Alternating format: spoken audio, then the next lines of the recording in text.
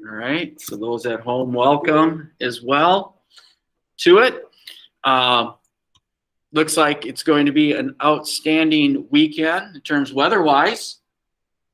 So do we have some big plans? Any big plans for the weekend?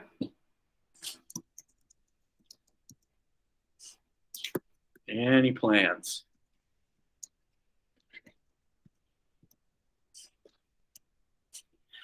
I know my daughter has already suggested that we need to go for a nice nature walk. So we'll see. We'll try to find some place to go ahead and do that. Usually she wants to go to check out one of the falls. So probably Minnehaha Falls is where we'll probably end up going. So, but again, it's going to be nice outside, so take advantage of it. Go for a walk, lace up the skates, get a little game of snow football, whatever it might be. Build a snowman, all that. Or stay inside. One thing, though, is has anyone been looking at what has been happening to Texas? Has anyone seen any of the images coming out of Texas with the weather? It is pretty wicked. If you haven't seen it, just look to see how the cold weather has impacted Texas. And I think sometimes we think that everyone responds to cold weather like we do. And we think that homes are built the same way like they are here, but they're not necessarily. Our homes are built pretty much to withstand our cold temperatures. So when it got minus 20 out, for the most part, I think we felt pretty good. Occasionally, maybe a little ice buildup around the door jambs and stuff like that. But if you look at the images in Texas, the cold weather that we had, it just went down the heart of the United States, all the way down to Texas. And it crippled their power grid. So imagine being without power for days. In the summertime, it's more tolerable, but in the wintertime, it's like, that'd be cold. If you don't have a way to stay warm, that's tough. Water everywhere, the pipes are bursting. It's pretty nasty. So usually if they get snow, it's like it shuts them down for about a week, or not a week, but a day, and then it melts and life goes on. So it's going to take a little bit while for them. All right. Sorry, I digress on that piece. Okay, so again, let's take a look at our agenda today. It's not going to be as intense because I'm going to give you a good amount of the time to work on finishing the impact of the Great Depression. Okay, but before that, I do want to spotlight Black history again, and this time we're going to spotlight a golfer, and it is not Tiger Woods. It is not Tiger Woods. Instead, his name is Bill Spiller. All right, anyone familiar with his name, Bill Spiller? I came across him by watching. I don't play golf that much, maybe once a year, but I was watching just channel surfing and came across the Golf Channel, and they were talking about Bill Spiller. So I thought, okay, here we go. Let's deal with Bill Spiller. He's known to break the color barrier in golf. Golf had been one of these sports that is exclusive. At the time, it was called the Gentlemen's Club. So women for many years would have been excluded as well. But he's known for breaking the color barrier here.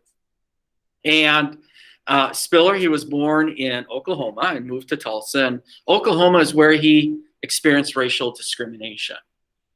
And it is also in Tulsa, 1921, right, where they had the a race riot in which what they would call the Black Wall Street would be destroyed. And there's going to be a special coming out on that soon. But it is in Tulsa where he really begins to experiment or experience racial discrimination. He was an excellent athlete, two-sport athlete in high school. Spiller went on to enroll at Wiley College in Marshall, Texas, and earn an education degree. So he's highly educated, and so he has basically a teacher's certification. He wants to be a teacher. He moves to Southern California and quickly found out that he's not going to be able to pay the bills necessarily consistently with a teacher's job. So he takes on other jobs as well, like a porter, and then golfing as well fits in there. He challenges what was known as the Caucasian only clause in professional golf in the PGA. So he started competing and winning black only amateur golf tournaments. He was denied entry into the 1948 Richmond Open, which is in California, by the PGA of America. Spiller is going to spend many years with other African-American golfers, and one of them even being Joe Louis, who was a boxer. Spiller spent many years challenging the segregation policy, Caucasian only clause. All right. And we could find in other places, covenants that kind of would have these Caucasian only clauses as well. He and other black golfers felt they were being denied a right to earn a living playing golf. And if you claim that you're being denied the right to earn a living, that could be viewed as a violation of the Taft-Hartley Act. So the PGA needs to get a little creative here, which they do, by simply, what they were going to do is they were going to let Spiller and others play, but then they reneged on the agreement, and instead of calling them opens, they called them invitationals. And so that means you would have to be invited. And so in 1952, the San Diego Open invited Spiller, unaware of the Caucasian only clause, but because it was being run by the PGA says, no, you can't. And so Spiller threatened to sue the PGA again. PGA America announced blacks could play if invited. Some sponsors began. And what some states began to do was telling the PGA, you can't have your tournaments on public golf courses. So you'd have to go to private golf courses. So this was another way. So it's a two-pronged attack here against the PGA happening here. Some sponsors began inviting blacks. However, the segregation clause remained. The PGA America relented in 1961. Okay, this is going to be about 13 years after baseball had opened up to Jackie Robinson. So desegregation has already occurred in some other sports. However, it was too late for Spiller because he was already an older golfer past his prime, but he knocked open the door for others. Okay, I do have a video clip here that I would like to share that has a little bit more about this. And this was a clip that I was able to find off the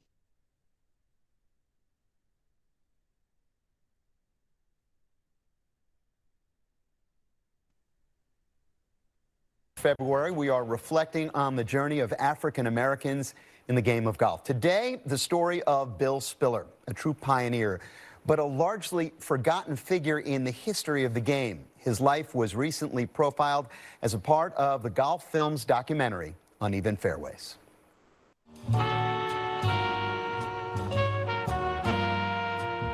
Bill Spiller, I regard as one of the most tragic figures in the whole game of golf. Here was a man who was capable of playing the game at a very high level, but he was a very proud man, and he was denied the opportunity to play, and he resented it bitterly.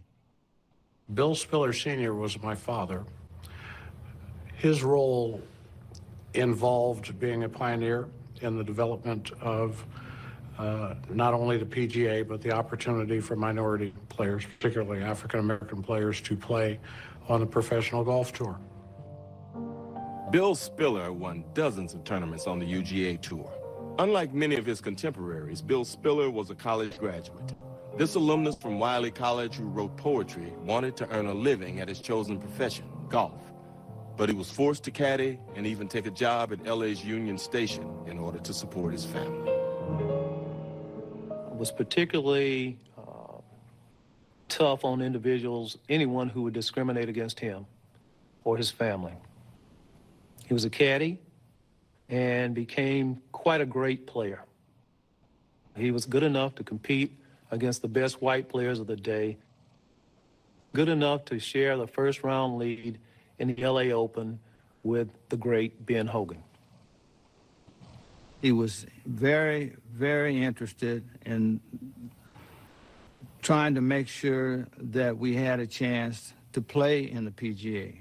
In 1948, Bill Spiller, Teddy Rhodes, and Madison Gunther brought a lawsuit against the PGA for refusing them entry into the Richmond Open outside Oakland, California. The trio had qualified the week before in the LA Open.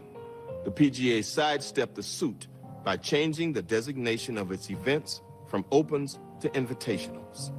African Americans rarely, if ever, made the list of invitees.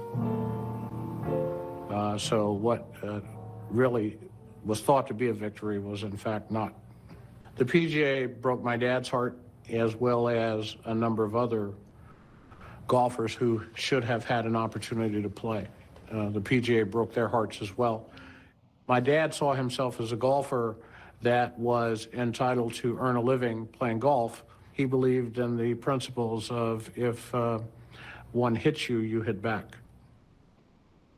I can recount one incident that occurred in San Diego where when he was not permitted to play in a professional tournament, he sat down on the tee so that the other players could not tee off. The picture of Bill Spiller seated with his golf clubs, forlornly and angrily protesting his treatment, is one of the pictorial icons of black golf.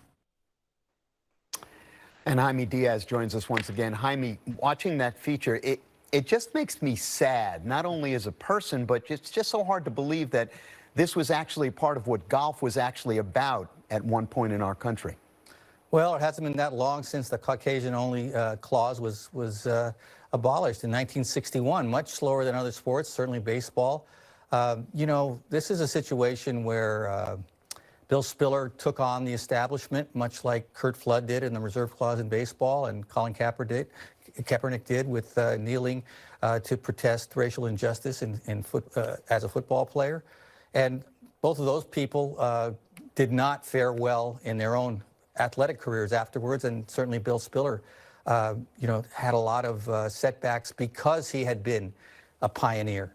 And I think it just points out the systemic racism that has become now a very understood phrase, I believe, in America. People are understanding more. And this feature on Bill Spiller shows how it affected golf. As you mentioned, Jaime, and we saw in the piece, he was a pioneer, and is often the case.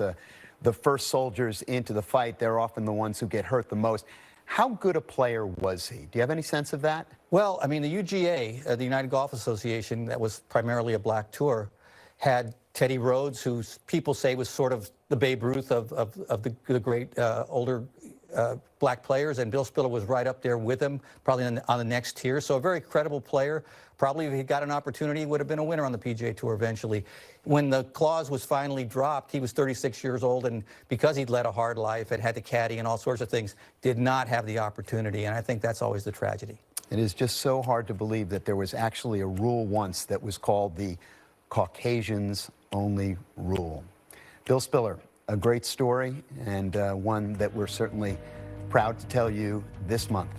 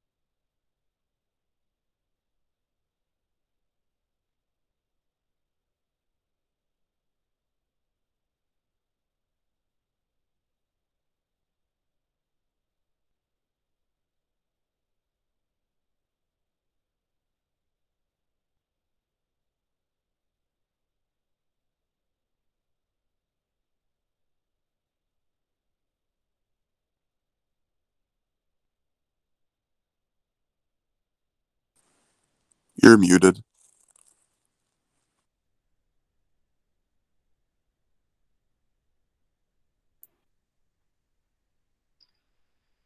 All right.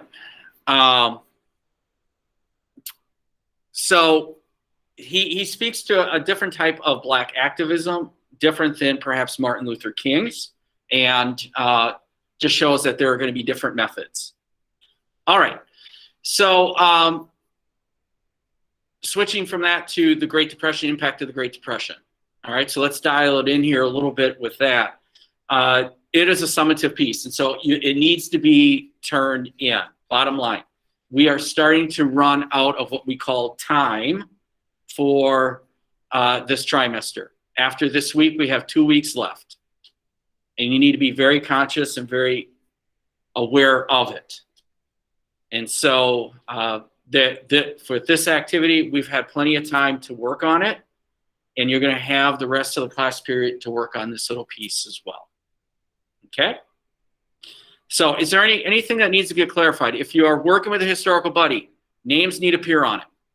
Everyone's names need to appear on it. I cannot assume, you can't assume that I know who you worked with. You need to give that person credit if they worked with you on it.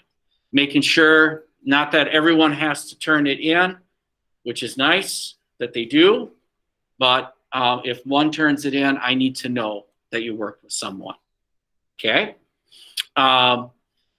Visuals, one thing, someone had asked me, do I need to put visuals and stuff in it? That is always very helpful. Visuals bring out some new meanings and stuff, just as right here. If I go back to visuals of the night of the Great Depression, with that one, you have a artist from Minnesota that is indigenous, focusing on Ojibwa themes here. All right, visuals really help, so put that in there as well. Okay, remember you're doing 3 groups. One of them has to be women, and then 2 other of your choice. Okay, questions, concerns with that? All right, so what I'm going to do is I'm going to leave this Google Meet open, so those at home, you can stay on and ask questions, or you can exit. Those here, continue to work on this.